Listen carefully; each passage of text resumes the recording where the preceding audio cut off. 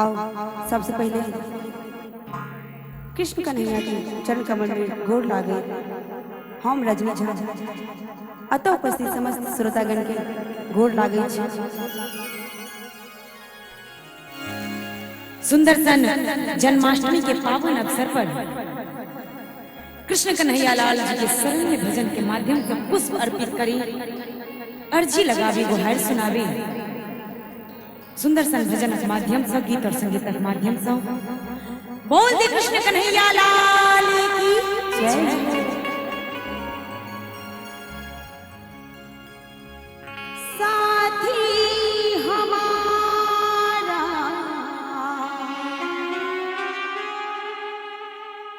कौन बनेगा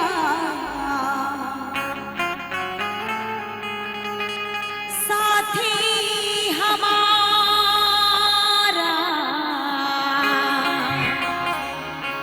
कौन बनेगा?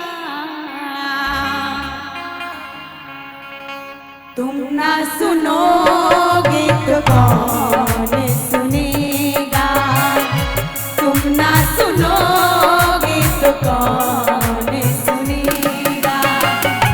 साथी हमारा, साथी हमारा कौन बनेगा, तुम ना सुनोगे तो कौन सुनेगा, तुम ना सुनोगे तो कौन सुनेगा।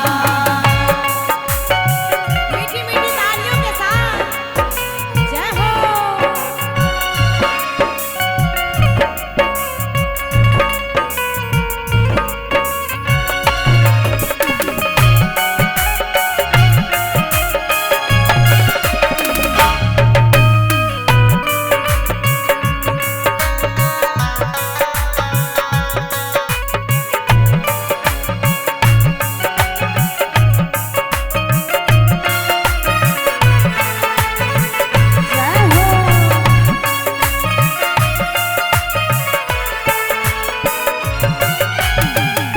आ गया दर पर तेरे सुनाई हो जा।